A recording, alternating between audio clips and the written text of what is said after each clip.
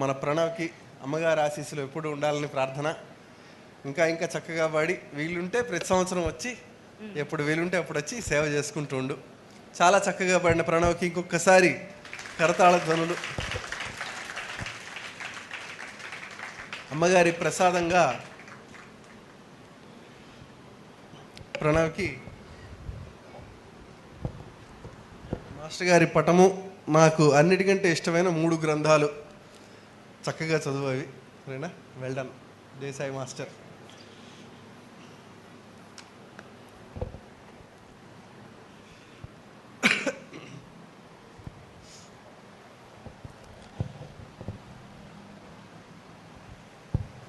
దీని తర్వాత కార్యక్రమము నాట్య ప్రదర్శన.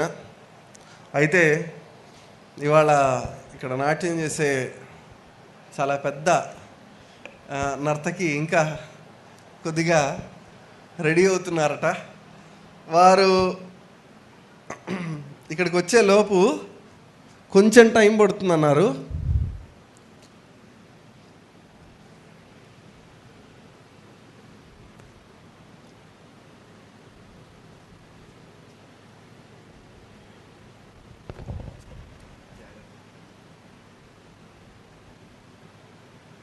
గాలికి పడిపోతుంది.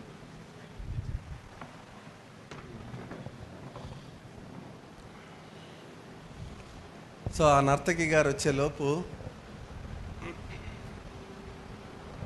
పూజ్యశ్రీ మాస్టర్ గారు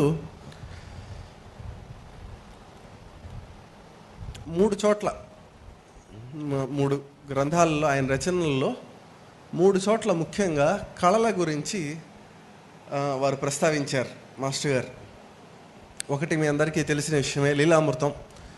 లీలామృతంలో షిరిడి సాయినాథుల వారు అప్పుడప్పుడు తాకియాకి వెళ్ళి చావడిలోను తాకియాలోను గజ్జె కట్టి నృత్యం చేసేవారని, వారు ఎంత తన్మయులై నృత్యం చేసేవారంటే ఆ దృశ్యం చూస్తున్న వారందరికీ కూడా మనసులో తాదాత్మ్యము తన్మయత్వము కలిగేవని, ఆయన పిల్లల గ్రోవి ధరించిన రూపంలో నిలబడితే షిరిడి సాయినాథుల వారు సాక్షాత్తు బృందావన కృష్ణుడిని చూసినట్లుండేదని అప్పుడు వాళ్ళు చెప్పిన విషయాన్ని మాస్టర్ గారు రాస్తూ, తర్వాత కూడా బాబాకి ఈ కళల పట్ల ఆసక్తి ఉండేది, కానీ అవి ఆధ్యాత్మికతకే వినియోగించుకోవాలి, లేకపోతే వ్యక్తికి సమాజానికి పతనం తప్పదు అన్నారని మన లీలామృతంలో చదువుకుంటాం. అలానే మనం ఏది నిజంలో కూడా చివరి అధ్యాయంలో భగవంతుడు ఈ సృష్టి మొత్తాన్ని సృష్టించిన విధానం గురించి చెప్తూ, కళాకారుడు కళను సృష్టించేటప్పుడు కానీ ఆ కళని దర్శకుడిగా చూసేటప్పుడు కానీ పొందే ఆనందము అసలు ఎందుకు వస్తుంది? కళల్లోనూ క్రియేటివిటీలోనూ ఆనందం ఎందుకు ఉంటుంది అంటే, ఈ విశ్వం మొత్తము ఏ చైతన్యం అయితే ఎన్ని రూపాలు ధరిస్తుందో ఆ ధరించడంలో విశ్వ చైతన్యం పొందే ఆనందాన్ని మచ్చుక వీడు పొందుతాడు.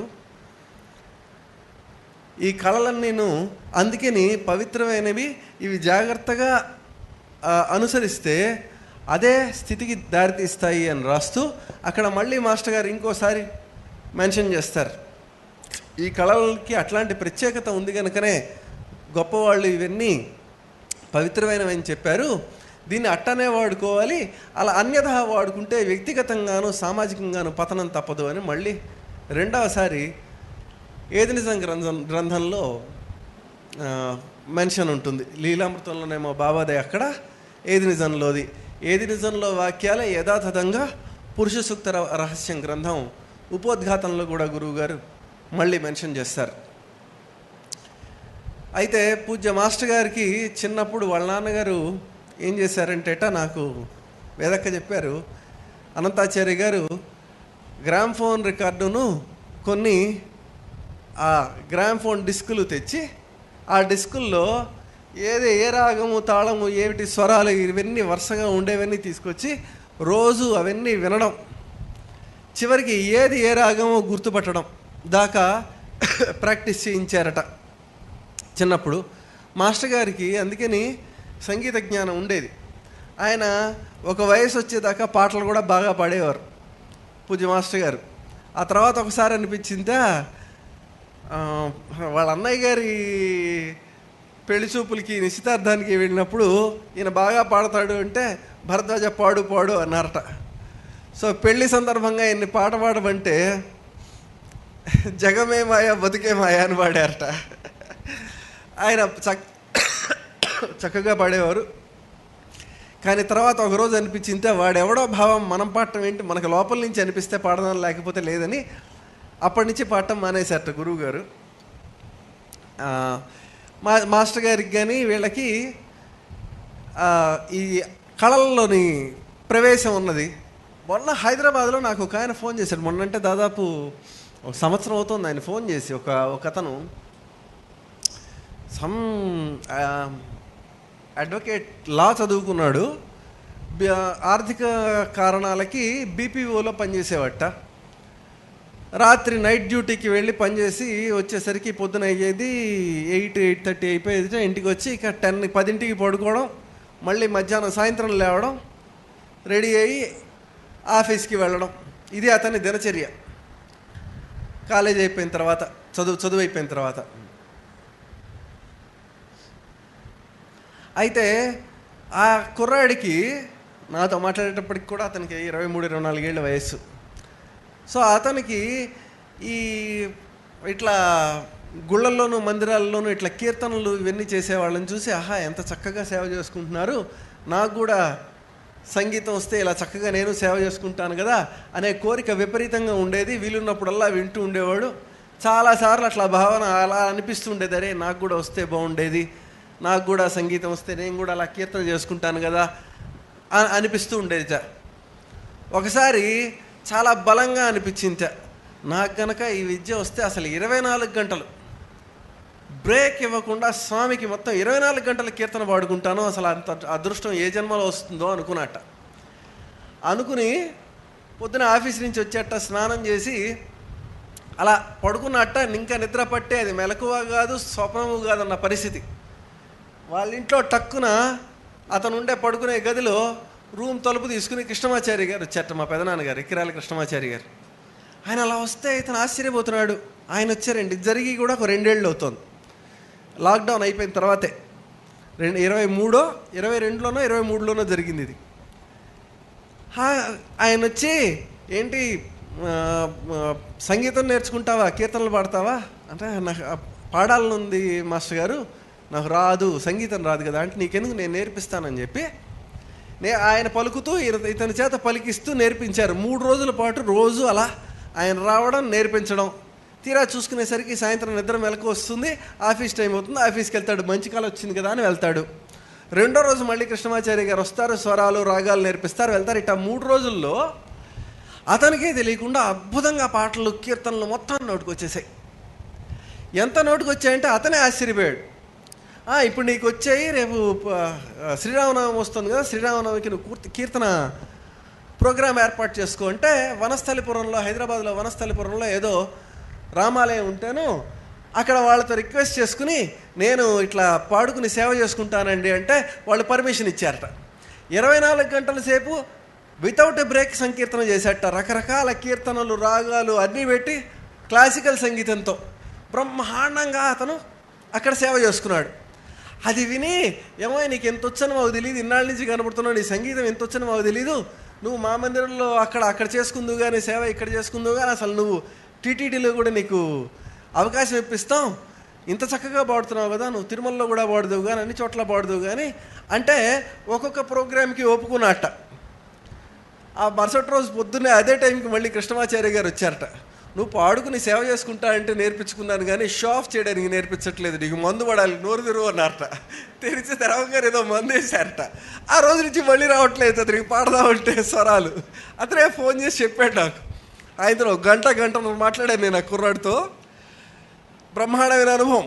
3 రోజుల్లో సంగీతం మొత్తం నేర్పించి పాడించుకున్నారు. నీకు సేవ చేసుకోవడానికి ఇచ్చేవారు, షో ఆఫ్ చేయడానికి ఇవ్వలేదు అన్నట్టు. అది నీకు మందు పడాలని చెప్పి ఏదో మందు తీసేసేట, హోమియో మందు. దెబ్బకి మొత్తం ఆగిపోయిందిట. అలాగా ఆధ్యాత్మికతలో ఈ ఒకప్పుడు త్యాగరాజు గారు ఇంకా పాతకాలానికి పురాతన కాలానికి పురాణ కాలానికి వెళ్తే గొప్ప వాళ్ళు కీర్తనలు పాటలు మొదలైనవి పాడేవాళ్ళని మనకి తెలుస్తూ ఉంటుంది. ఆధ్యాత్మికతలో దీనికి ఆ విశిష్టత ఉన్నది. అయితే ఈ కళలన్నిటిలోనూ ఒక చిత్రమైన లక్షణం ఒకటి ఉంది. పొద్దున మనం సత్సంగంలో చెప్పుకున్నట్టు మనస్సుకి రకరకాల భావోద్వేగాలు వచ్చినప్పుడల్లా రకరకాల ఎమోషన్స్ వచ్చే కొద్దీ దానికి సంబంధించిన ఆలోచనలు వస్తాయి. చిరాకు వచ్చింది, చిరాకుగా ఉంది, చిరాకు కలిగించిన సన్నివేశం మీద రకరకాల ఆలోచనలు వస్తాయి. లేదు, ఆలోచనలు వచ్చి ఆలోచనల మీద భావోద్వేగాలు వస్తాయి. ఈ రెండిట్లోనూ మనస్సు ఏమవుతుంటుంది, బ్రెయిన్ ఏమవుతూ ఉంటుందంటే యాక్టివ్గా పనిచేస్తూ ఉంటుంది. ఈ కంగారుగా ఫాస్ట్గా పనిచేసే బ్రెయిన్ ఎంత వేగంగా పనిచేస్తే అంత పైనే జీవితానుభవాన్ని అనుభవిస్తుంది. లోపలది ఎంత సైలెంట్ అయితే, ఆలోచనలు ఎంత స్లో అయ్యి సైలెంట్ అయితే అంతగా జీవించడము అనే ప్రక్రియను అనుభవిస్తుంది. ఇది మనసుకి ఉన్న ప్రత్యేక లక్షణం. మనందరికీ ఏంటంటే ఆలోచనలు వేగంగా నడుస్తూ ఉంటాయి. నిజానికి మనం ఏం చేయకుండా ఆగామనుకో, మనసుని గమనించి ఏం ఆలోచిస్తుంది, ఒక్క నిమిషం అది కూడా అవుతుంది. ఆ తర్వాత ర్యాండమ్ థాట్స్ ఇవ్వడం మొదలు పెడుతుంది. అసలు ఖాళీ కూర్చోదు. ఈ ఆలోచన తీవ్రంగా, ఇంటలెక్ట్ తీవ్రంగా పనిచేసినా, ఎమోషన్ తీవ్రంగా పనిచేసినా, ఏది స్ట్రాంగ్గా పనిచేస్తున్నా మైండ్ ఏం చేస్తుందంటే అందులో పడి జీవితానుభవాన్ని అనుభవించడం మానేస్తుంది. అసలు బతకడం అంటే ఏంటో అనుభవించదు, ఆలోచనల్లోనే గడుపుతూ ఉంటుంది. ఎక్కువ మందివి అసలు బతకం, మన ఆలోచనల్లో బతుకుతూ ఉంటాం తప్ప నిజంగా జీవితంలో బతకం ఎక్కువ మందివి. ఎప్పుడైతే ఎంత మేరకు మనస్సుని అట్టా పరిగెత్తనివ్వకుండా స్లో చేస్తామో దానికి అంతే మెలకువ, అంతే ఉత్సాహము, అంతే శక్తి ఉంటాయి. కానీ ఆలోచనల్లో పడి కొట్టుకుపోకుండా ఉన్నప్పుడు ఏమవుతుందంటే జీవాన్ని అనుభవించడం దానికి వీలవుతుంది. ఇది ఎంత సైలెంట్ చేస్తే ఆ అనుభూతి అంత ఎక్కువగా ఉంటుంది. ఆలోచనలు ఎంత సైలెంట్ అయితే బ్రతకడము లేదా జీవము అంటాం కదా, చైతన్యము అంటాం కదా, ఆ అనుభవం అంత స్ట్రాంగ్గా ఉంటుంది. ఇది ఎంత సైలెంట్ అయితే అది అంత ఎక్కువ. ఊహలు, భావాలు, భావోద్రేకాలు ఎంత సైలెంట్ అయితే జీవము, చైతన్యము అనే అనుభూతి అంత ఎక్కువ. ఆధ్యాత్మిక సాధనా మార్గాలన్నింటిలో చెప్పిన వాళ్ళందరూ ఏం చెప్తారంటే ఇదంతా ఆగిపోయిన క్షణంలో మనస్సు ఎంత చైతన్యవంతమవుతుందంటే సృష్టి మొత్తానికి ఆధారంగా ఒకటే ఉన్నది అన్న దాంట్లో కామ్గా లయించిపోతున్నారా, నువ్వు చేయాల్సింది ఇంకేం లేదు అని మనకి మతవెందుకులోను, మిగతా గ్రంథాల్లోనూ, బుద్ధజన హృదయంలోనూ, రమణ భగవాన్ మొదలైన వాళ్ళు, వివేకానందుడు మొదలైన వాళ్ళు చెప్పిన విషయం. ఎట్లా అయినా ఏమైనా చెయ్యి, ఈ మనసుని ఇట్ట అటు ఇటు డిసిపేట్ అవ్వనివ్వబాకు. నీకు లోపల ఆల్రెడీ ఉన్న ప్రాణశక్తి ఊహల్లోనూ, భావోద్వేగాల్లోనూ, ఆశల్లోనూ, కోరికల్లోనూ అటా వేస్ట్ అయిపోతుంది. నువ్వేం ప్రత్యేకించి చేయాల్సిన అవసరం లేదు. ఆ నాన్సెన్స్గా అది వేస్ట్ అవ్వకుండా ఉండే విధానం చూసుకో. మనస్సు అత్యంత క్లారిటీతో లోతుగా పనిచేయడం మొదలు పెడుతుంది.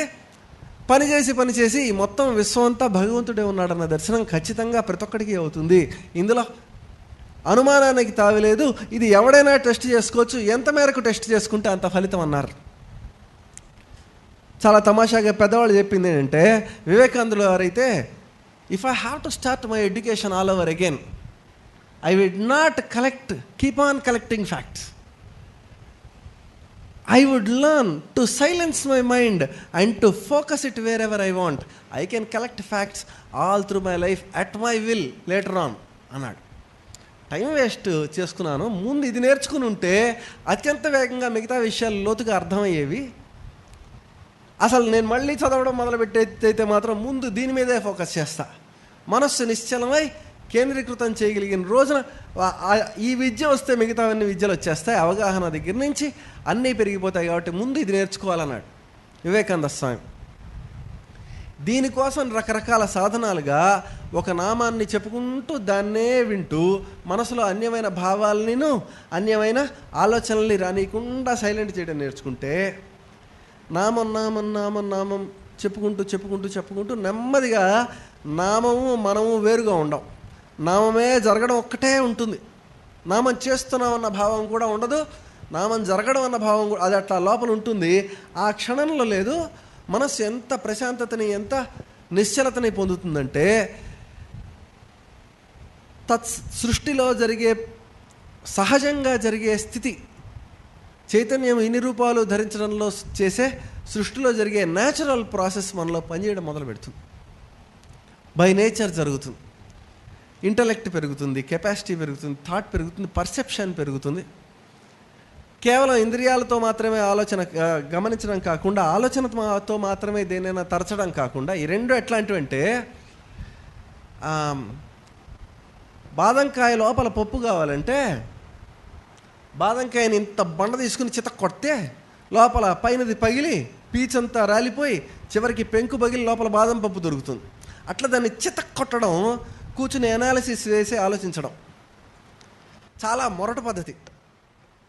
ఏదైనా ఒక పాయింట్ తీసుకుని దాన్ని అనాలిసిస్ వేసి ఆలోచించడం ఎట్లాంటిదంటే, కోతులు కనుక కొబ్బరికాయలు పీచు పీకడానికి బండలకి వేసి కొడతాయి చూడండి. It is very akin to that, very primitive. మనసుని సునాయాసంగా నడిపే టాలెంట్ లేని వాళ్ళు చేసే పని. అది కూడా కాకుండా ఎమోషన్లో కొట్టుకుపోవడం ఎట్లాంటిదంటే, దగ్గో గిగ్గో వచ్చినప్పుడు, తుమ్ము వచ్చినప్పుడు మనకి తెలియకుండా సౌండ్ వస్తే దానికి సంగీతానికి ఉన్నంత తేడా ఎమోషనల్గా దేని గురించి అయినా ఆలోచించడం, దానికి కంట్రోల్ ఉండదు, ఇష్టం వచ్చిన ఆలోచన వస్తుంది. ఇది ఇంత శ్రమతో కూడింది. ఎనలిటిక్ థింకింగ్ ఏమో బండ పద్ధతి అన్నమాట, విపరీతమైన బండ పద్ధతి. అలా కాకుండా ఎమోషనల్గా దేని గురించి అయినా ఆలోచించడమేమో అన్కంట్రోల్డ్ పద్ధతి. ఈ రెండూ కాకుండా సునాయాసంగా గమనించే విధానాలు ఇంకా చాలా ఉన్నాయి, 9 ఉన్నాయి. ఆ 9లో ఈ రెండు అన్నిటికంటే బండ పద్ధతులు, బర్రె పద్ధతులు ఈ రెండు. దీనికంటే కొంచెం ముందుది ఉదాహరణకి ఇంట్యూషన్ అంటారు. That's also not very deep. స్ఫురణ, నిద్రకి మెలకువకి మధ్యలో జరుగుతుంది. అది ఎప్పుడైనా నిద్రకి మెలకువకి మధ్యలో మనస్సు అటు అనలిటికల్గా ఉండదు, ఇటు ఎమోషనల్గా ఉండదు, ఫిల్టర్లెస్గా ఉంటుంది. ఆ సందర్భంలో జరిగే లెర్నింగ్, ఇంట్యూటివ్ లెర్నింగ్, అట్లాంటివి ఇంకా మొత్తం కలిపి 9 ఉన్నాయి. మనస్సు ఎంత సైలెంట్ అయితే అంత సున్నితంగా. బాదంకాయలో పప్పు కావాలి, ఎట్టా వస్తుంది, దాన్ని ఎట్టా పొందాలి అంటే, దాంతోపాటు బాదంకాయ ఎట్టా ఏర్పడి ఉంటుంది అన్నది ఆలోచనగా గాక ఒక అనుభూతిగా లోపల కలిగి సులువు టక్కని తెలుస్తుంది అన్నమాట.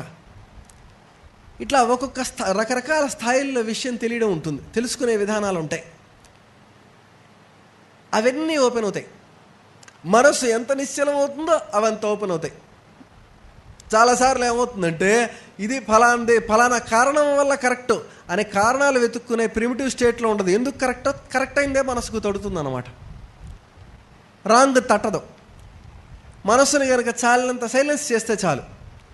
మనస్సుని చాలినంత సైలెన్స్ చేస్తే ఎటువంటి ప్రశ్న వచ్చినా దానికి సరైన సమాధానం మాత్రమే తడుతుంది. సృష్టిలో ఏది వాస్తవమో అదే తడుతుంది. అంత వేగంగా ఆలోచించడము, అంత వేగంగా సత్యాన్ని దర్శించడము చేతకాకపోతే నిజంగా జీవితం గురించి, సృష్టి గురించి ఉన్న అసలు సిసలైన థీరీలు, కాన్సెప్ట్లు అవగాహనకి రావు. They are too deep and too fine. మనసుని ఆ స్థాయికి తీసుకెళ్ళిన తర్వాతే అప్పటి నుంచి అవగాహన అయ్యే సృష్టితత్వంలోని సత్యాలు గుర్తించగలుగుతాడు అనేది నిజంలో ఒక వాక్యం రాసి వదిలేశారు గురువుగారు. ఈ శాస్త్రవేత్తలు వీళ్ళందరూ శక్తి ప్రసరణ క్రియల దాకా వెళ్ళి ఆగిపోయారు. ఋషులు అట్టగాక తమకు అతి సన్నిహితంగా ఉన్నదాన్నే తరచి చూసి ఏ కేంద్రంలో ప్రాణశక్తి ఎట్టా ఉందో చెప్పారు. దాన్ని అనుష్ఠిస్తే ఎటువంటి ఉన్నతమైన శక్తులు వీళ్ళ ఉదయిస్తాయో వాటి సామర్థ్యంతో దీనికి అతీతమైన సత్యాలను వాడు గుర్తించగలుగుతాడు అని ఏదెనిసంలో వాక్యం రాశారు. ప్రమాణం చాలా తమాషాగా ఉంటుందన్నమాట. ఎప్పుడు ఎక్కడ పుస్తకం చదవాల్సిన అవసరం ఉండదు. వివేకానంద స్వామిని టెస్ట్ చేశారు. వివేకానంద స్వామి ఒకసారి ఇలానే 1000 ఏంటది ఐలాండ్స్, దాని పేరు ఏదో మర్చిపోయాను, ఒక దగ్గర లెక్చర్ ఇస్తూ ధ్యానంలో ఒక స్థాయి పొంది మనస్సుని సైలెన్స్ చేస్తే ఏదైనా సరే ప్రపంచంలో ఎప్పుడు ఎవడు కనిపెట్టిందైనా సరే స్ఫురణకు వస్తుంది అన్నారు. అక్కడ ఉన్నవాడు ఉండి అబ్బా చా అన్నాడు. సరే నిరూపించుకుందాం అన్నారు అని లైబ్రరీ ఆఫ్ కాంగ్రెస్ అని ఉంది, అక్కడికి పో. నీ ఇష్టం వచ్చిన పుస్తకం పట్టుకురా, నాకు అది చూపించబాకు, నీ ఇష్టం వచ్చిన పుస్తకం పట్టుకురా, అప్పుడు మాట్లాడదామన్నారు. అతను వెళ్ళి అసలు రేర్గా ఎక్కువ ముద్రలు కాపీలు జరగని, ఎక్కువ ముద్రలు జరగని రీసెంట్గా వచ్చిన ఒక పుస్తకాన్ని పట్టుకొచ్చాడు. తెచ్చావా? తెచ్చాను. ఈయనన్నారు, ఏ పేజ్ నెంబరు అన్నారు. వాడు ర్యాండమ్గా ఒక పేజీ నెంబర్ తీస్తే ఆ పేజీలో వాడు ఇది రాశాడు, అందుకనే అది తప్పు అని చెప్పారు. ఆ పుస్తకంలో ఏముందో చెప్పి అది ఎందుకు తప్పో చెప్పారు. అట్లా ఎంతసేపు టెస్ట్ చేస్తే అంతసేపు చెప్పారు వివేకానంద స్వామి.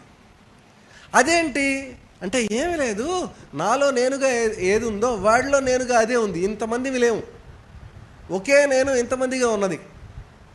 మనస్సు నిశ్చలమయ్యే కొద్దీ ఆ అనుభూతి దగ్గర అవుతుంది అంతే అని ఆయన వివరణ చెప్పారు. గురు శిష్య సంవాదంలో కూడా దీని మెన్షన్ చాలా బాగుంటుంది. గురు శిష్య సంవాదం అని వివేకానందుల వారిది. అలానే ఒకసారి పుస్తకం తీసుకొచ్చి ఎగరేయమన్నారు. ఎగరేస్తే అయిపోయింది చదవడం అన్నారు వివేకానంద స్వామి. అదేంటన్నారు. చదివేశాను. ఏంటి పుస్తకం ఎగరేస్తే? ఆయన ఎగరేయడం కాదు, ఎదురుగా ఎవడో ఎగరేస్తే చదివారట.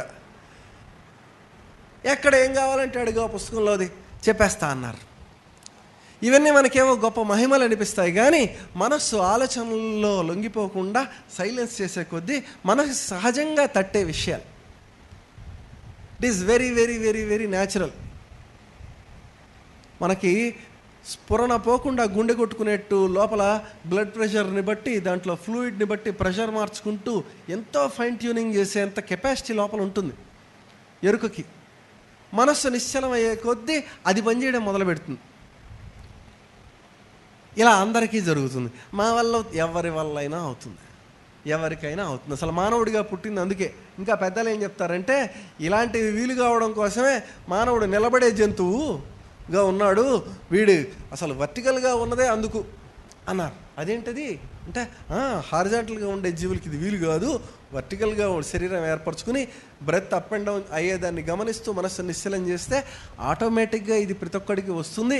ఆ కెపాసిటీ ఉన్నవాడే ఇటువంటి శరీరంతో పుడతాడు, ఇటువంటి మెకానిజంతో పుడతాడు అన్నారు. దానికి సానుకూలం చేసుకోవడానికి యజ్ఞము, యాగము, యోగము, యోగాసనాలు, ప్రాణాయామము, ధ్యానము, పరోపకారము, అందరిలో ఒకటే భగవంతుడు ఉన్నాడనే భావన, ధర్మాచరణ, వీటన్నిటితో పాటు మనస్సును నిశ్చలం చేసే సాధన కూడా చేస్తే ఇది అందరికీ సహజమని పెద్దలు చెప్పిన విషయం. ఈ కళలన్నింటిలోనూ విచిత్రం ఏంటంటే, అది ఇంటలెక్చువల్ కాదు, ఇమోషనల్ కాదు. Creative process is neither emotional Nar intellectual. అటు నెట్టినా ఇటు నెట్టినా చౌకబారు కళ వస్తుంది. నాలిక తీసి నేలను నాకినట్టు ఎమోషనల్గా మాట్లాడినా, ఎమోషనల్గా ఆర్ట్ క్రియేట్ చేద్దాం అనుకుంటే చాలా చీప్ ఆర్ట్ వస్తుంది, బాగుండదు. చపాతీ పిండి నేల మీద పడితే దానికి దుమ్మంటినట్టు ప్యూర్ క్రియేటివ్ థాట్కి, ప్యూర్ క్రియేటివ్ ప్రాసెస్కిను ఎమోషన్ అంటుతుంది అనమాట. అంటే కదా అది వాసన బాగోదు. అలానే దాన్ని ఓవర్ ఇంటలెక్చువలైజ్ చేసాం అనుకోండి, ఆర్ట్ బాగోదు. ఓ బొమ్మ గీస్తున్నాము, ఒక చేప బొమ్మ గీస్తున్నాం అనుకోండి, గీసేటప్పుడు దీనికి ఎన్ని ఎముకలు అన్నాం అనుకోండి పోతుంది. ఒక మనిషి ఇలా కూర్చుని ఏదో ఆలోచిస్తున్నట్టు బొమ్మ గీస్తున్నాం. గీసేటప్పుడు వెనకాల స్ఫురణగా వాడి చెయ్యి, కాలు సైజులు ఉండాలి తప్ప మధ్యలో తర్కాన్ని రాకూడదు. మధ్యలో ఇంటలెక్ట్ వచ్చిందనుకో క్రియేటివ్ ప్రాసెస్ టప్పన అయిపోతుంది. అలానే మధ్యలో ఇమోషన్ వచ్చిందనుకో క్రియేటివ్ ప్రాసెస్ టప్పన అయిపోతుంది.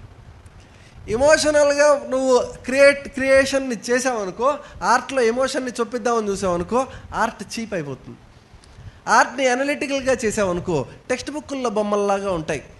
మార్కులు ఇస్తే కానీ ఎవడు గీడు వాటిని. ఒక బీకరు, అందులో చుక్కలు పెట్టి దానికి గీత గీసి మరీ చెప్పాలి ఇది H2O, లేకపోతే గీసిన వాడికి అర్థం కాదు. చూడండి, అది ఆర్ట్ అనరు. అంటే ఓవర్ ఇంటలెక్చువలైజ్ అయింది. ఓవర్ ఇంటలెక్చువలైజ్ చేస్తే ఏమవుతుంది? ఇది అవసరం వరకు చేసుకోవడం, తర్వాత పకోడీలు తినడానికి పనికొస్తుంది ఆర్ట్. ఓవర్ ఇమోషనలైజ్ చేస్తే ఏమవుతుంది? మనం చేయడమే కాక పక్కన వాడికి కూడా లేనిపోని ఇమోషనాలిటీ కలిగించి వాడిలో కూడా డిస్టర్బెన్స్ తీసుకొస్తాం. ఈ మధ్యలో ఉండాలి. ఆ క్రియేటివ్ ఎంజాయ్మెంట్ ఆ మధ్యలోనే ఉంటుంది. ఇది అండర్స్టాండింగ్లోకి రావడానికి, ఈ క్రియేటివ్ ఎంజాయ్మెంట్ అండర్స్టాండింగ్లోకి రావడానికి ఆర్ట్ నేర్చుకునే పద్ధతులు కొన్ని ఉన్నాయి. ఆర్ట్ని ఎంజాయ్ చేసే పద్ధతులు కొన్ని ఉన్నాయి. అది తెలిసి జాగ్రత్తగా ఈ కళలను అభ్యసిస్తూ ఉంటే మనస్సు ఏం చేస్తుందంటే ఇటు ఇమోషనల్ అవ్వదు, ఇటు ఇంటలెక్చువలైజ్ అవ్వదు, ఇటు ఆలోచనల్లో కొట్టుకుపోదు, ఇటు భావోద్రేకాల్లో కొట్టుకుపోదు. ఆ మధ్యలో ఉంటూ ఈ కళను అభ్యసించేవాడికి లోపల ఉదాహరణకి పాట పాడేవాడు తాను పాడుతూ ఉన్న పాటను తాను వింటూ పాడతాడు. లేకపోతే స్వరం తప్పుతోందా లేదా తెలీదు, కరెక్ట్గా ఉందా లేదా తెలియదు కదా. వాడి మనస్సు మీద పనిచేయడం మొదలుపెట్టింది. వాడు పెద్దగా పాడటంలో వాడి శరీరం దీంతో పాటు లింక్ అయింది. ఆ రాగము తాళము కరెక్ట్గా మెయింటైన్ చేయడం కోసం దమ్ము పట్టడంలో వాడి ప్రాణచలనము పాటకి సరిపోయేట్టుగా నడవడం మొదలుపెట్టింది. ఈ మూడు జరిగే ప్రాసెస్లో లోపల ఎమోషనల్గాను ఇంటలెక్చువల్గాను ఎటూ పోకుండా జాగ్రత్తగా బ్యాలెన్స్ చేయడం నేర్చుకుంటే భలే తమాషా అయిన ఒక అనుభూతి కలుగుతుంది. అదేమిటంటే లోపల ఖాళీలోంచి చప్పుడు పుట్టడము అనే విచిత్రమైన అనుభూతి కలుగుతుంది. ఇంతకన్నా దాన్ని వర్ణించడం వీలు కాదు. సైలెన్స్లోంచి సౌండ్ ఎట్టా వస్తుంది అన్న ఒకానొక అండర్స్టాండింగ్ వస్తుంది. ఒకానొక ఎలా చెప్పాలంటే పళ్ళు జిల్జిల్ అనేటప్పుడు అలా కొరుక్కుంటే ఎలా ఉంటుందో అది వర్ణించడం ఎట్టయితే వీలు కాదో, ఇది ఆ ప్రాసెస్లో ఉన్నప్పుడు క్రికెట్ బంతి వేగంగా వస్తూ ఉంటే దాన్ని కొట్టడంలో మధ్యలో ఆలోచన ఉండదు. ఆ స్ప్లిట్ సెకండ్లో ఏముండదు, ఒక విచిత్రమైన అనుభూతి ఉంటుంది. అలానే చూస్తున్నామంటే బంతిని చూస్తాం, ఎంత స్పష్టంగా చూస్తామో దాని మీద పేరు కూడా కనపడుతుంది. అంత వేగంగా వచ్చేది దాని మీద రాసి ఉన్నది కూడా కనపడుతుంది. మంచి ఫ్లోలో ఉన్నప్పుడు క్షణం కంటే తక్కువలో వస్తుంది బంతి. ఈ లోపల దాని మీద రాసి ఉన్న చదవచ్చు ఫోకస్డ్గా బ్యాటింగ్. అది ఎట్టా అయితే అన్యథా వర్ణించడం వీలు కాదో మనస్సు అటు ఇటు కాకుండా కరెక్ట్గా విన్నప్పుడు మాత్రం ఒక విచిత్రమైన అనుభూతి కలుగుతుంది. ఆ అనుభూతి ఏంటంటే సైలెన్స్లోంచి సౌండ్ రావడం, సైలెన్స్లోంచి సౌండ్ పుట్టడం అనే ఒక అనుభూతి కలుగుతుంది. డ్యాన్స్ కరాటే మొదలైన వాటిల్లో సంకల్పము అన్న దాంట్లోంచి కదలిక అన్న దాంట్లోకి రావడం గుర్తింపులోకి వస్తుంది. ఆ విచిత్రంగా ఉంటుంది. అది మనం కరాటే చేస్తున్నట్టు ఉండదు, చెయ్యనట్టు ఉండదు, జరుగుతూ ఉన్నట్టు ఉండదు, జరగనట్టు ఉండదు. సహజానికిను మనం చేసే ప్రయత్నానికి డిఫరెన్స్ లేకుండా పోతుంది. అది ఆ అనుభూతి పొందిన ప్రతి ఒక్కడికిను అంతవరకు గనక కళని అభ్యసిస్తే, ఆ అనుభూతి పొందే వరకు అభ్యసిస్తే ఇక అక్కడి నుంచి వాడికి సాధనకిను కళకి డిఫరెన్స్ లేకుండా పోతుంది. ఇక ఆ తర్వాత వాడికి వేరే సాధనకిను వాడు ప్రాక్టీస్ చేసే ఆర్ట్కి డిఫరెన్స్ ఉండదు. పూజకి గానానికి, పూజకి నాట్యానికి, ధ్యానానికి నాట్యానికి వీటికి వ్యత్యాసం ఉండదు. ఎందుకంటే ధ్యానం చేస్తే కలిగే వాటిల్లో ఆ పాయింట్లో ధ్యానంలో కలిగేది అదే. వాడు ధ్యానంతో, ఇంకొకడు నామజపంతో, ఇంకొకడు దీంతో పొందినవాడు ఇటు క్రియేటివిటీతో పొందుతున్నాడు, కళలతో పొందుతున్నాడు. ఈ కళల్ని అలా గనక చేస్తే, అలా గనక అభ్యసిస్తే, ఖచ్చితంగా అలా గనక అభ్యసిస్తే చాలా తొందరగా ధ్యానం మొదలైనవి చేసే ఫలితం వస్తుంది. చాలా తొందరగా వస్తుంది ఆ ఫలితం. ఎందుకంటే ఆ సృష్టిలో భాగంగా మనం ఉన్నాం కనుక. ముందు ఆ స్థితి వచ్చే లోపేమో ఆరోగ్యానికి వాటికి మంచిది. పాటలు పాడటం కానీ, డ్యాన్స్ చేయడం కానీ ఇలాంటివన్నీను ఆరోగ్యానికి చాలా మంచిది. కొన్ని తరాలు మానేశారు మనవాళ్ళు. అదేవో కొంతమందే చేస్తారు. యాక్చువల్ అందరూ చేయాలి. అందరూ నాట్యం కానీ, కరాటే కానీ, కుంఫు కానీ, గానం కానీ అందరూ నేర్చుకోవాలి. వీలుంటే అన్నీ నేర్చుకోవాలి. ఏం నా గొంతు అంత బాగుండదంటే ఎవ్వడికి వినిపించక్కర్లా. బాగున్న గొంతులు సృష్టిలో లేవు, ఉండవు. త్రిగుణాల్లోంచి పుట్టిన వాళ్ళం కదా. వినేవాడి చెవులు పాడైపోవడం వల్ల అందరి గొంతులు నచ్చవంతే. వినడం చేతనైన వాడికి అందరి గొంతులు నచ్చుతాయి. పంది కూత నచ్చుతుంది, కోకిల గానం నచ్చుతాయి, అన్నీ నచ్చుతాయి వినడం చేతనయ్యాక. వినడం చేతగానప్పుడు కొంతమంది సింగర్సే నచ్చుతాయి. అది చెవుల ప్రాబ్లం, పాట ప్రాబ్లం కాదు. మనం కన్ఫ్యూజ్ అవుతాం. పొద్దున్న చెప్పాను, కాకరకాయలో చేదు ఉండదు, అరటి పండులో తీపి ఉండదు. అలా అనుకునేవాడు సన్నాసి. నాలికకి దానికి ఉన్న రిలేషన్షిప్ అది. యేసుదాస్ బాగా పాడతాడా, ద్వారకనాథ్ బాగా పాడతాడా అంటే వినేవాడు రోగాన్ని బట్టి. మనకి అదే సన్నిధిలోనూ లీలావృతంలోనూ ఉండేది. వాడెవడో ఘోరంగా అరిచేవాడు అర్ధరాత్రి పూట, రోహిల్లా ఒకడు అల్లాహు అక్బర్ అని చెప్పి, పైగా వాళ్ళ ట్యూన్లు ఇంకా ఒక టైప్లో ఉంటాయి. ఆ టైప్లో కేకలేస్తుంటే ఊర్లో వాళ్ళకి నిద్ర పట్టలేదుట. వీడేమో భక్తి పారవస్యం వచ్చేసేది రాత్రిపూట అతనికి. ఆలోచించండి, సన్నిధిలో మీరు ఇక్కడ సేవ చేసుకోవడానికి వచ్చారు, పగలంతా చక్కగా సేవ చేసుకుని పడుకోగానే నాకు భక్తి పారవస్యం వచ్చింది అనుకోండి, రాత్రిపూట అనంతార్యతను జాతమని కేకలేస్తున్నాను నేను.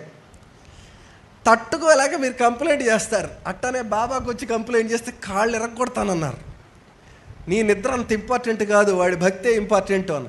వాడు కర్ణ కఠోరంగా అరుస్తున్నాడు స్వామి అన్నారు. నీకు వినడం చేత కావట్లేదు, నాకు బాగుందన్నాడు. అదే దానికి ప్రతీక. ఎవడైనా ఒక సింగర్ నచ్చాడు అంటే నీకు చెవి బాగాలేదని అర్థం. అందుకని ఎవడేమంటాడో పట్టించుకోకుండా అందరూ ఏదో ఒక కళ అభ్యసించడం.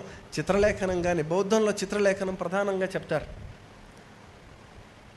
క్రిస్టియానిటీలో రోజు క్రిస్టియన్స్ ఏం చేస్తారంటే చాలా నేర్పుగా బైబిల్ని అక్షరం అక్షరం రాస్తారు, అందంగా రాస్తారు, పెయింటింగ్ లాగా, తప్పుపోకుండా, భావం చెదరకుండా. అలా బైబిల్ మొదటి నుంచి చివరి దాకా రాసేసరికి యేసు ప్రభు దర్శనం అవుతుంది వాళ్ళకి. ఆ సాధనా మార్గం ఉన్నది.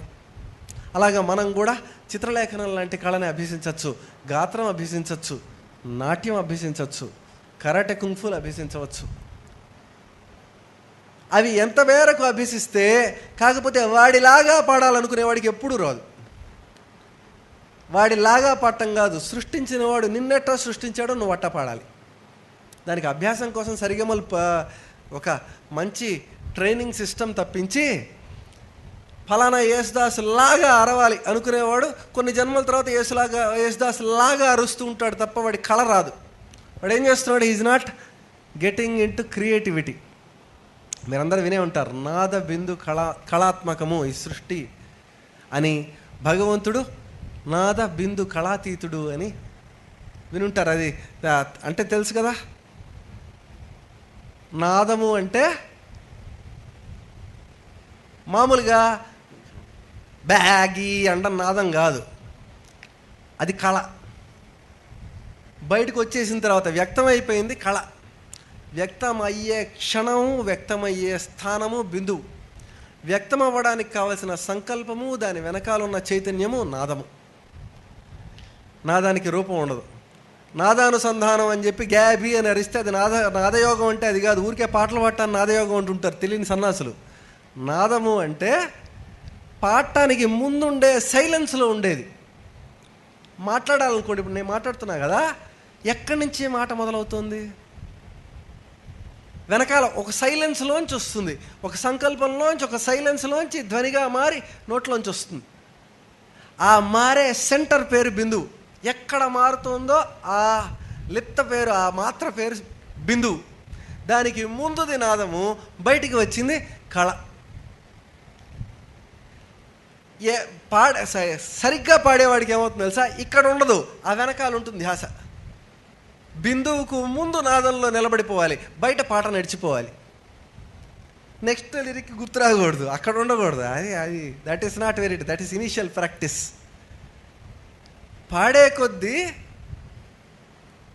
ఎక్కడ పాట మొదలవుతుందో దాని ముందుండే నిశ్శబ్దం మీద మనసు నిలిచిపోతుందిట. ఇంకా అక్కడ దాకా రాదు కానీ నిలిచిపోతుందిట. అట్టా నిలిచిపోతూ బయటికి పాట పాడటాన్ని నాదయోగము అంటారు, నాదయోగ సాధన అంటారు. అంటే ఏంటంటే పాట పాడాలి కానీ పాట ఎక్కడి నుంచి మొదలవుతుందో లోపల ఆ సెంటర్కి బియాండ్గా ఉన్న నిశ్శబ్దంలోంచి రావడాన్ని చూడాలి. ధ్యాస ఆ నిశ్శబ్దం మీద ఉండాలి. ఆ నిశ్శబ్దాన్ని గుర్తించడం కోసం వీడేం చేస్తాడంటే బయటికి ధ్వని పుట్టించుకుంటాడు.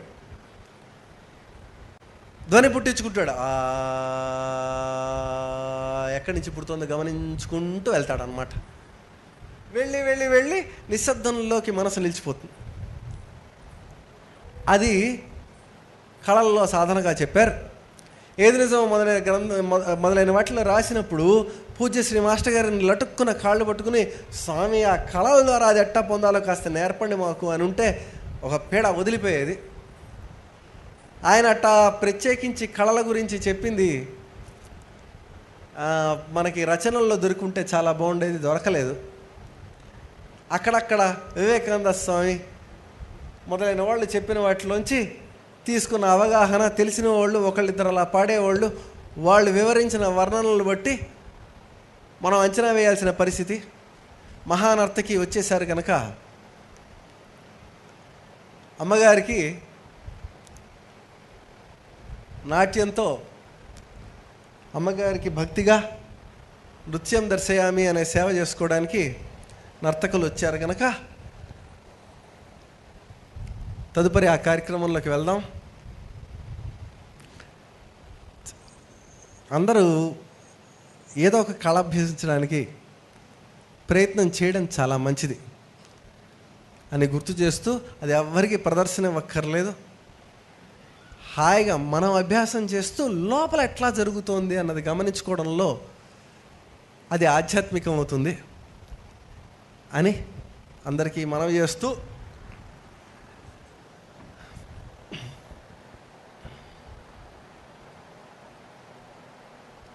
వన్ మినిట్ ఉందా?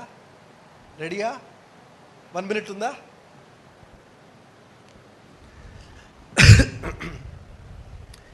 ఈ కరాటే కుంగ్ఫూల్లోనేమో శరీరానికి, కదలికకి, బ్యాలెన్స్కి ఉండే సామ్యాన్ని గుర్తించడంలో ఆధ్యాత్మికత ఉంటుంది. ఎట్లా అయితే గాత్రంలో వెనకాల ఉన్న నిశ్శబ్దానికి, బయటికి ప్రకటమయ్యే ధ్వనికి మధ్యలో ఉండే ఆ బిందువు అనే కేంద్రం మీద ధ్యాస పెట్టి పాడటం అనేది అందులో సులువో, మార్షల్ ఆర్ట్స్ లాంటి వాటిలో లేదు. చేత్తో పంచి కొట్టాలంటే కాలు కామ్గా ఉండాలి, ఈ కాలుతో కిక్ కొట్టాలంటే ఈ కాలు కామ్గా ఉండాలి, ఈ రెండు సరిగ్గా కదలాలంటే నడువు కామ్గా ఉండాలి. ఒక స్టేబుల్ పార్ట్, దాని బేసిస్ మీద ఒక డైనమిక్ పార్ట్ ఉంటాయి ఎప్పుడైనా ఏ కదలికకైనా. ఒక పార్ట్ కదలాలంటే ఇంకో పార్ట్ కదలకుండా ఉండాలి. మొత్తం కలిపి కదిలితే దాన్ని పడిపోవడం అంటారు. శరీరం చాలా విచిత్రంగా, నువ్వు పంచుకొట్టంగా నీకు తెలియకుండా బాడీలో ఒక స్టేబుల్ పాయింట్ ఏర్పడి మూమెంట్ మారుతుంది.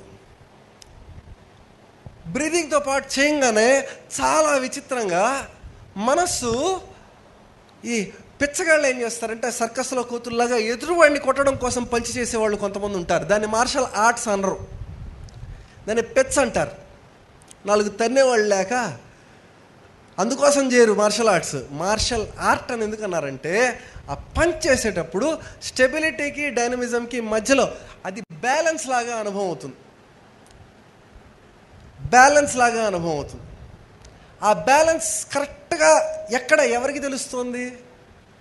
కదలికకి, నిశ్చలతకి. నిశ్చలత్వంలోంచి కదలిక, కదలికలోంచి నిశ్చలత్వము, ఒకదాంట్లోంచి ఒకటి టక్క టక్క టక్క టక్క మారుతూ ఉంటాయి. పదాల మధ్యలో ఖాళీలాగా మాట్లాడేటప్పుడు, నేను మాట్లాడేటప్పుడు వరుసగా మాట్లాడినా మీ మనస్సు పదానికి మీరే ఏర్పరచుకుంటారు స్పేస్ బార్. అలాగా పంచ్ కొడుతూ ఉంటే బాడీలో ఒక్కొక్క మజిల్ కదిలే కొద్దీ రెండోది బ్యాలెన్స్లోకి వెళ్తూ ఉంటుంది. ఈ పంచ్ కొట్టే కొద్దీ మళ్ళీ ఇంకోటి బ్యాలెన్స్లోకి వెళ్తూ ఉంటుంది. పోనీ ఫుల్ బాడీతో అప్పర్ పంచ్ కొడితే నడువు బ్యాలెన్స్లోకి వెళ్తూ ఉంటుంది. ఈ రెండింటినీ స్ట్రాంగ్గా జరగాలంటే కాళ్ళు స్టేబుల్గా ఉంటాయి. కాళ్ళతో కిక్ కొట్టాలంటే అప్పర్ బాడీ స్టేబుల్, భలే తమాషాగా ఉంటుంది అనమాట. ఆ డైనమిజంని, బ్యాలెన్స్ని గమనించుకుంటూ చేస్తే చాలా తమాషాగా మనం ఎక్కడున్నామో అనే లోకలైజేషన్ పోతుంది. చాలా విచిత్రంగా ఉంటుంది ఆ అనుభూతి కూడా. మనసు సడన్గా నిశ్చలం అయిపోతుంది. ఇందా చెప్పానే, మనసు ఆలోచనల్లో కొట్టుకుపోవడం వల్ల అది చాలంత విచ్చుకోవట్లేదని. ఈ ప్రాక్టీసెస్ ద్వారా, మైండ్ని సైలెంట్ చేయడం ద్వారా ధ్యానంలో ఎటువంటి ఫలితాలు వస్తాయో అటువంటి ఫలితాలు వస్తాయి. మనసు ఆటోమేటిక్గా నిశ్చలం అవ్వడం మొదలుపెడుతుంది అనమాట. షార్ప్ అవ్వడం, ప్యూరిఫై అవ్వడం మొదలుపెడుతుంది. అందుకని మిక్స్డ్ మార్షల్ ఆర్ట్స్ అని ఒకటి ఉంది. అంటే కల్తీ చేసిన మార్షల్ ఆర్ట్స్ అని. అది కాదు మార్షల్ ఆర్ట్స్ అంటే. మార్షల్ ఆర్ట్స్ అంటే నీ శరీరంలో ఉండే కదలిక, నీ శరీరంలో ఉండే నిశ్చలత, ఈ రెండిటికి మధ్య బ్యాలెన్స్ని గుర్తించడం. దానికోసం సన్యాసులకి నేర్పారు షావులిన్ కుంగ్ఫూలో. అక్కడ అందులో తీవ్రమైన గుర్తింపు, కంప్లీట్ అవేర్నెస్, బాడీలో ప్రతి పార్ట్ మీద అవేర్నెస్ ఉండే కరెక్ట్గా నిర్ణీతమైన మూమెంట్. ఎట్టయితే ఒకే నామని చెప్తామో అట్టా ఒకే మూమెంట్ ఒకే బ్రెత్తో చేస్తూ చేస్తూ జరగడాన్ని గమనించడంలో ధ్యానంలో ఏది జరుగుతుందో వీడికి అది జరుగుతుంది. దానికి గుర్తేంటి తెలుసా? ఈ మిక్స్డ్ మార్షల్ ఆర్ట్స్ చెంచాగాళ్ళేం ఒకళ్ళనొకళ్ళు కొట్టుకుంటారు. సరైన మార్షల్ ఆర్ట్స్ గాడు అలా చూస్తే క్యాండిల్స్ వెలుగుతాయి. ఇంతమంది ఉన్నారు అలా చేసేవాళ్ళు. వాడు సంకల్పం గట్టిగా సంకల్పించాలంటే నువ్వు పడిపోతావు. కొట్టడం దాకా ఉండదు అనమాట. ఎద్దుల్లాగా యూఎఫ్సీలాగా కొట్టుకోరు ఎవరు, వాళ్ళంతా పందులు. అది మార్షల్ ఆర్ట్ కాదు. అదే ఉంది. ఇద్దరు వదిలేస్తే వాళ్ళకిద్దరికి 2 రోజులు అన్నం పెట్టకుండా పులిహోర ప్యాకెట్ వేస్తే ఎవడైనా కొట్టుకుంటాడు. అది కరాటే కుంఫు కాదు, అది మగతనము కాదు. వాడు తలుచుకుంటే ఎదుటివాడు పడిపోతాడు. ఎందుకంటే వాడిలో ప్రాణశక్తి వీడిలో ప్రాణశక్తి ఒకటే కనుక. ఎంతమంది ఉన్నారు అటువంటి వాళ్ళు, నాకు తెలిసిన వాళ్ళే.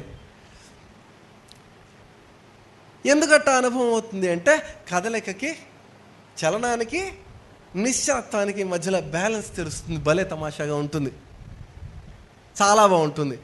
అది ప్రాక్టీస్ చేయడం కోసం చిన్నపిల్లలకి అది నేర్పిస్తూ గుర్తింపుతో అది నేర్పించాలి.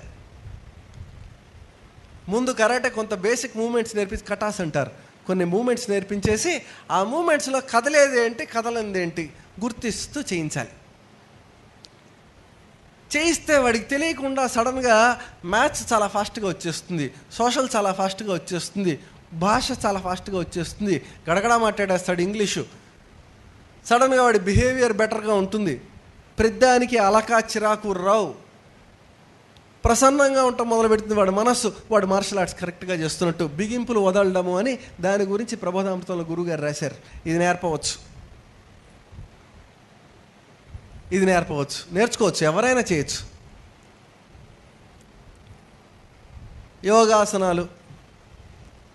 యోగాసనాల్లో కూడా చేతులు ఇలా పెట్టుము అనగానే లేస్తాయి చేతులు. ఒరే పాదహస్తాసనము అనగానే చేతులు పైకి వెళ్ళి కింద. నేను అనుకోగానే ఎట్ట కదులుతున్నాయి, లోపల కదులుతున్న ప్రాణశక్తి ఏమిటి అనేది గమనిస్తూ బాడీలో ఎక్కడా ఏ పోస్చర్లోనూ టెన్షన్ బిల్డ్ అవ్వకుండా మూమెంట్ చేయడం యోగాసనాల్లో మౌలికం. పవర్ యోగా అని వచ్చింది, అట్లాంటివి ఎవడు చేయకూడదు. ఫాస్ట్గా చేయడం, చెమటలు పట్టించడం, వాళ్ళు సన్నబడిపోవడం, అలాంటి దరిద్రాలు పనికిరావు. గురువు మాస్టర్ గారు ఆసనాలు ఎంత బాగా వేసేవారంటే, ఆసనాలు తెలిసిన వాళ్ళకి లేదా ఎప్పుడైనా చూసిన వాళ్ళకి తెలుస్తుంది. గురువు గారు నాకు గుర్తుంది, నాన్నగారు ఇట్లా చేసేవారని చెప్పారు. నేను నేర్చుకునే టైంకి గురువు గారికి స్పైన్ ఇంజరీ అని ఆయన ఆ తర్వాత ఆసనాలు మానేశారు మాస్టర్ గారు. అమ్మగారు చెప్పేవారు, ఆయన పశ్చిమోత్తాసనం వేస్తుంటే కాళ్ళు ఇలా లేపుతాం కదా, అందులో అక్కడికి లేపి ఆపేవారట. ఒకసారి ట్రై చేయండి. ఆపి బాడీలో ఏ టెన్షన్ ఎంత ఉండాలో అంతే ఉండాలి, బిగింపు ఎక్కడ ఉండకూడదు. ఆ తర్వాత ఇంకొంచెం లేపి కాళ్ళు అక్కడ ఆపాలి. మళ్ళీ బాడీ మొత్తాన్ని గమనించి ఎక్కడ ఎంత టెన్షన్ ఉండాలో అంతే ఉండాలి, అన్నెసరీ బిగింపు ఉండకూడదు. ఇంకొంచెం లేపి ఆపాలి. ఊహకే నొప్పులు వస్తాయి, ఒళ్ళు నొప్పులు. అట్టా చేయాలంటే ఆయన అట్టా చేసేవారు ఆసనాలు. దానికి లక్షణం ఏంటి తెలుసా? శరీరంలో ఎక్కడ ఏ పాయింట్ అని చూపిస్తే ఆ పాయింట్ కదిపేవారు. పూర్తి కంట్రోల్ ఉండేది. అంటే నాన్నగారు ఇక్కడ కదిలించండి అంటే ఆ ఒక్క కండ ఇలా కదిలించేవారు. మరి ఇక్కడ అనగానే ఆ ఒక్కటి కదిలించేవారు. మరి ఇక్కడ అంటే ఆ ఒక్కటి కదిలించేవారు. పూర్తి కంట్రోల్ ఉండేది అనమాట ప్రతి మజిల్ మీద. అది యోగాసనాలు సరిగ్గా వచ్చేయడానికి గుర్తుట. ఆ ప్రాణశక్తి ఎట్టా శరీరాన్ని కదిలిస్తుందో గమనిస్తూ చేయడం. ఆ చేసేటప్పుడు అన్నెసెసరీగా ఉండే బాడీలీ టెన్షన్ని రిలీజ్ చేస్తూ చేయడం. అది ఆసనాల వెనకాల లక్షణం.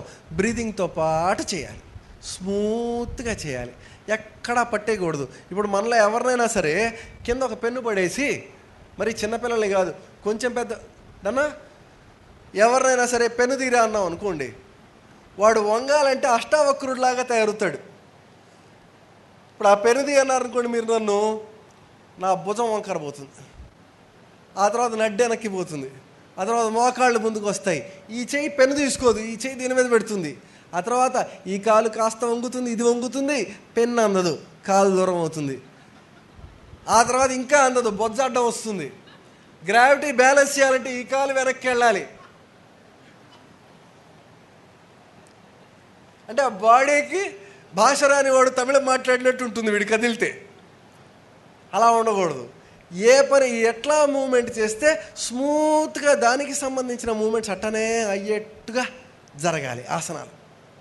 ఇలా అంటే ఇక్కడ టైట్ అవ్వకూడదు, నడ్డి టైట్ అవ్వకూడదు, చేతులు ఇలా అంటే బాడీ ఫ్రీగా ఎంత అవ్వాలో అట్లానే స్మూత్గా అవ్వాలి. ఆ లోపల అన్నెసరీ మూమెంట్ లేకుండా బ్రీతింగ్తో పాటు బేసిక్ మూమెంట్స్ అయిపోయిన తర్వాత, బాడీ కంప్లీట్గా రిలాక్స్ అయిన తర్వాత భస్త్రిక మొదలైన వాటి ద్వారా లోపల ఇంటర్నల్ ఆర్గన్స్ అన్నీ సెట్ చేసుకుని అదొక ప్రాసెస్. అందులో ఏం జరుగుతుంది అంటే శరీరము, ప్రాణము, మనస్సు ఈ మూడు ఒక తాటి మీదకి వస్తాయి. ఇవన్నీ ఆధ్యాత్మిక మార్గాలు. ఇవన్నీ మాస్టర్ గారు చేసి చెప్పిన విషయాలు. పారాయణతో పాటు ఇవన్నీ కూడా అభ్యసించాలి. ఇదంతా మన వారసత్వం, మనకి ఇవ్వబడిన, వారు ప్రసాదించిన అవకాశం. చక్కగా అందరూ నేర్చుకోవాలి. ఏదో ఒక కళ మీరు అందరూ అభ్యసించాలి. అమ్మగారికి నృత్యం దర్శయామి సేవ చేయడానికి అడిదం కైవల్య గారిని వేదిక మీదకి రావాల్సిందిగా ఆహ్వానిస్తున్నాం.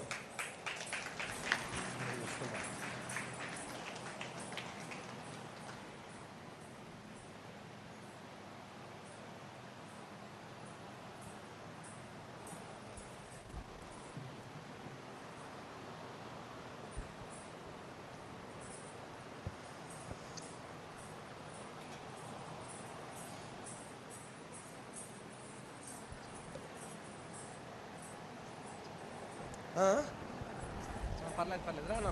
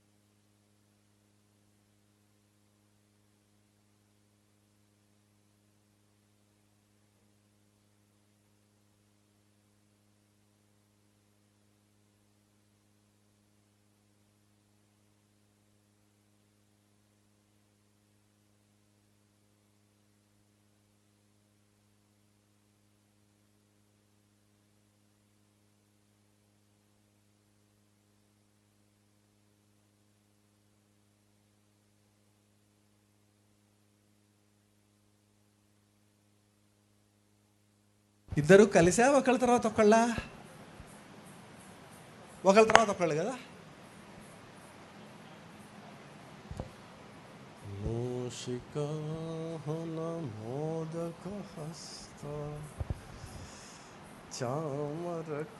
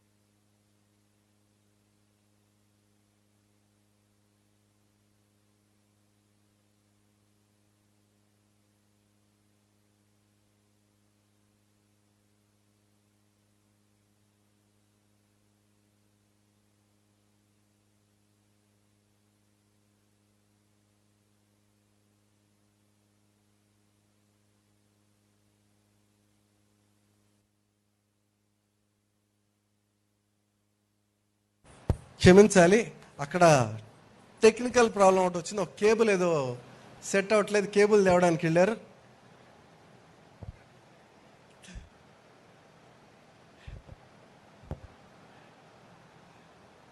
ఈ లోపల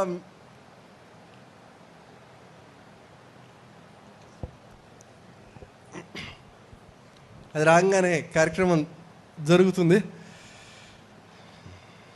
ఇవాళ ఒకళ్ళ తర్వాత ఒకళ్ళు ఇద్దరు డాన్సర్స్ అమ్మగారికి నృత్యం దర్శయామి సేవ చేసుకుంటారు. అరే నీ పేరు మర్చిపోయారా?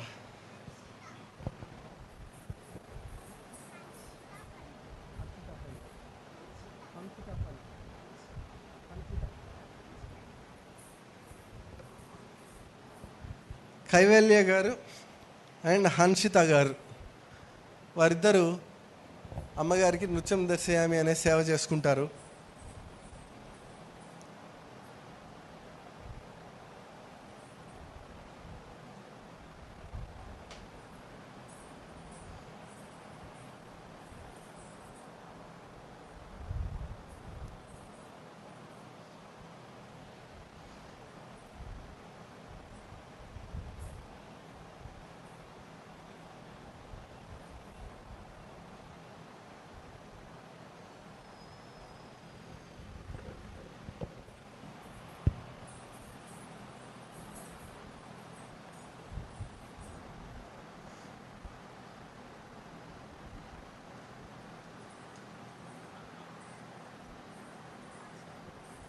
ఏది నిజం గ్రంథంలో గురువుగారు కళల్ని మెన్షన్ చేశారు కనుక, నేను ఒక ప్రాపర్గా గురుకులము స్కూలు ఎప్పుడైనా ఏర్పాటు చేసిన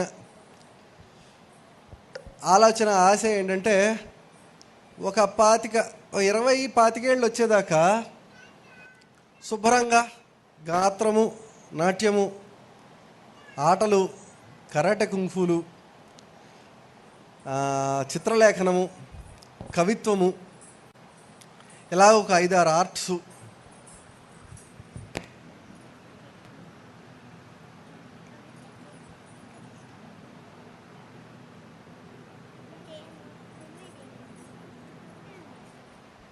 ఎవడో మా మేనకోడలో ఒక ఛాలెంజ్ చేస్తుంది నన్ను. ఏమిటేమిటి?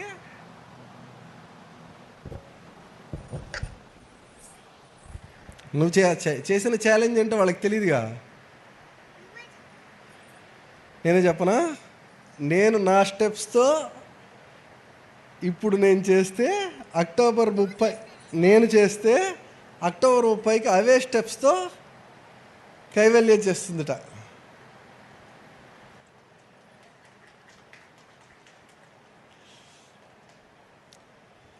నేను డ్యాన్స్ పర్ఫార్మెన్స్ ఇవ్వాలంటే కనీసం ₹1,00,000 టికెట్ ఉండాలి. టికెట్ లేకుండా నేను చేయను. ₹1,00,000 ఏంటి, 10,000 ఇస్తాను, చెయ్యి అంటాను. లేదు నాకు కాళ్ళు నొప్పులు కదా లేకపోతే చేసేవాడిని. అభినయం వరకు చేయనా? కొడతారా? చొక్కా చింపేసి పారిపోవాల్సి వస్తుంది. చొక్కా చింపుకొని పారిపోవాల్సి వస్తుంది. మనకు వచ్చిన విషయం రాని చేయకుండా. నువ్వు నన్ను కొట్టకుండా వారు కాపాడుతారట. మీరెవరు నన్ను కొట్టకుండా? అరే కేబుల్ వచ్చేసిందిరా, అదిగో సాయిమామ పెట్టేస్తున్నాడు.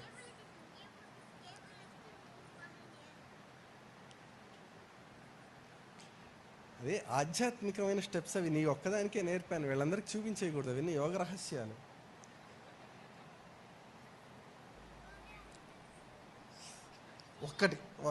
ఇద్దరం కలిసి గురు బ్రహ్మ ఒక్కటి చేసేసి అంతవరకే వాళ్ళకి రుచిద్దాం. ఇద్దరం కలిసి చేయాలి. అబ్బే ఇద్దరం కలిసి చేస్తాను. ఇద్దరం కలిసి ఇప్పుడు ఆ గురు సాక్షాత్ పరబ్రహ్మ చేసేసి ఇద్దరం కలిసి నేను నేర్పించాను. వీళ్ళ టీచర్ గారు నేర్పించిన స్టెప్స్ వేరు. నేను అతీతమైన యోగ పరిభాషలో ఉన్న కొన్ని స్టెప్స్ నేర్పాను. లైవ్లో ఉన్నవాళ్ళు కళ్ళు మూసుకోవచ్చు. రెడీయా? నేను గురు సాక్షాత్ పరబ్రహ్మ అంటూ చేస్తాను, నువ్వు నాతో పాటు చేయాలి. మన ఇద్దరం నేర్పించినవి. అమ్మమ్మ గారు ఇది నేనే నేర్పాను, దీన్నే సేవగా స్వీకరించవలసింది. రెడీయా? గురు బ్రహ్మ గురు విష్ణు అవన్నీ ముందు స్టెప్స్ అన్నీ ఉన్నాయి. అది అయిపోయిన తర్వాత ఏమొస్తుంది? గురు సాక్షాత్ కదా పరబ్రహ్మ అని వస్తుంది కదా. అక్కడి నుంచి చెప్పాం ఆగండ్రా. ఆ బిట్టు యోగ పరిభాషలో ఉన్న స్టెప్స్ ఎట్లా ఉంటాయో మీకు చూపిస్తాను. దా,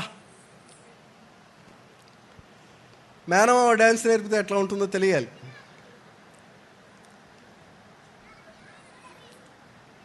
దా, చూసుకునిరా. నా స్టెప్పులకి అన్నీ సరిగ్గా ఉండాలి. మా రుద్రుగాడు కూడా ఉండాలి దీనికి. వాడి పెద్ద ఫ్యాన్. వాడికి తెలిసినా తెలియకపోయినా ఇప్పుడు చూస్తాడు వాడు.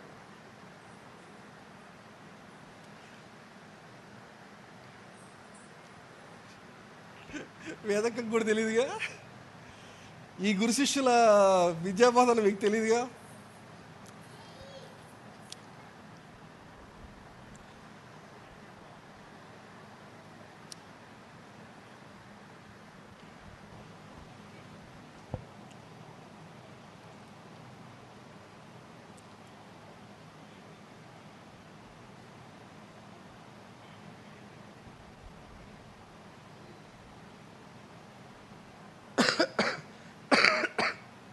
లయ, నువ్వు పాడతావా? నా 2 చేతులు కావాలిగా. అక్కలు మీరు పాడతారా? వద్దులే, నేనే పాడతాను. అంత డెప్త్ యోగం మీకు తెలియదు. దా, అందుకోవాలి. ఓకే,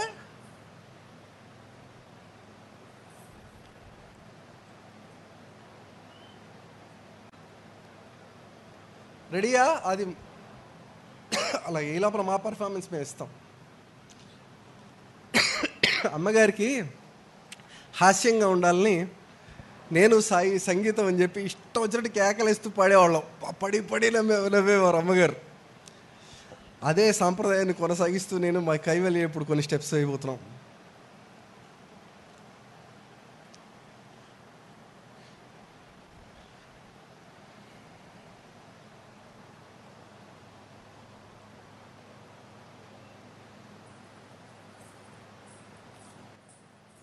ఫస్ట్ మీ టీచర్ గారు చెప్పింది నువ్వు చెయ్యి, ఆ తర్వాత నేను చెప్పింది మన ఇద్దరం చేద్దాం.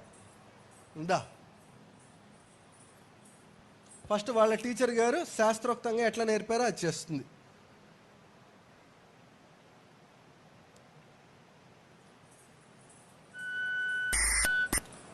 రెడీ? గురుర్ బ్రహ్మ చెయ్యి, తర్వాత నేను నేర్పించింది మన ఇద్దరం కలిసి చేద్దాం. గురు బ్రహ్మలో గురుర్ బ్రహ్మ గురుర్ విష్ణు గురుర్దేవో మహేశ్వరః గురు సాక్షాత్ పరం బ్రహ్మ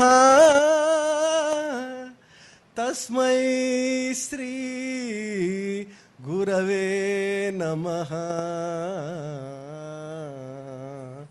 రెడీ? ఇది వాళ్ళ టీచర్ గారు నేర్పింది. మేము కొంచెం దీన్నే యోగంలోకి కాస్త యోగ సాధనలో ఉండేవాళ్ళం ఎలా చేస్తామంటే గురు సాక్షాత్ పరం బ్రహ్మ.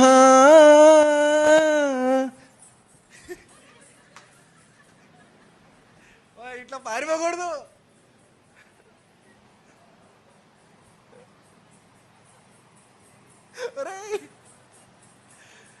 రారా, అందరికీ చెప్పారా? ఇప్పుడు చూపించకపోతే బాగోదురా. దా నువ్వు రావాల్సిందే. ఇప్పుడు ఇంతదాకా మొదలు పెట్టాక మధ్యలో స్టేజ్ వదిలి వెళ్ళిపోకూడదు అట్లా.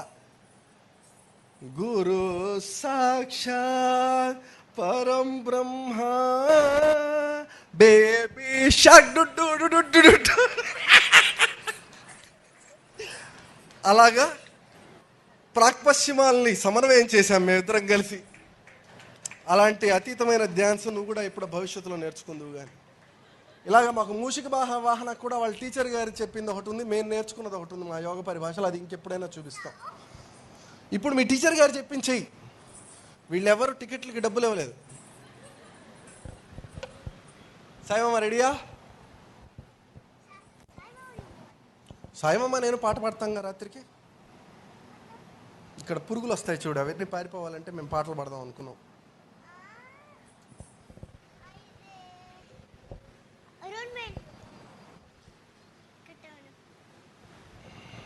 మా వైర్ రెడీ అయిపోగానే నువ్వు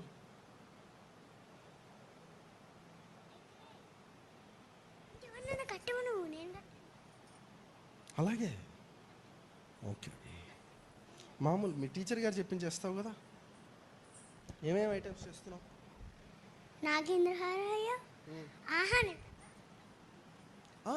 ముందు ఏమేమి పర్ఫామ్ చేయబోతున్నావు అమ్మగారి సేవగా అన్నది మూషిక వాహన చేయట్లేదా? అందరికి చెప్పాలన్నా. ఒకటి మూషిక వాహన, సౌభాగ్యలక్ష్మి రావమ్మ, నాగేంద్ర హారాయ అనే 3 పాటలకు అమ్మగారికి నృత్యం దర్శయామి సేవ కైవల్య చేసుకోబోతోంది. తల్లి నువ్వేమేమి చేయబోతున్నావు? హన్షిక స్వాగతం కృష్ణ, ఇంకోటి ఏంటి ఆడరమ్మ అనే కీర్తనలకేమో తను నృత్యం దర్శయామి సేవ చేసుకుంటున్నది.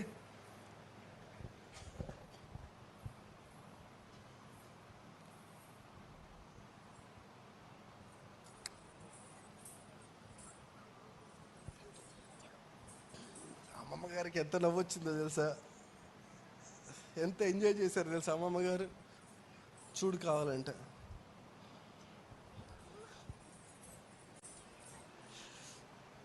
అందరి ముందు అలాంటి యోగ రహస్యాలు బయట పెట్టినందుకు మా కైవల్ కొంచెం. ఓం సమర్థ సద్గురు శ్రీ సాయినాథాయ నమః. ఓం సమర్థ సద్గురు శ్రీ సాయినాథాయ నమః. ఓం సమర్థ సద్గురు శ్రీ భరద్వాజాయ నమః.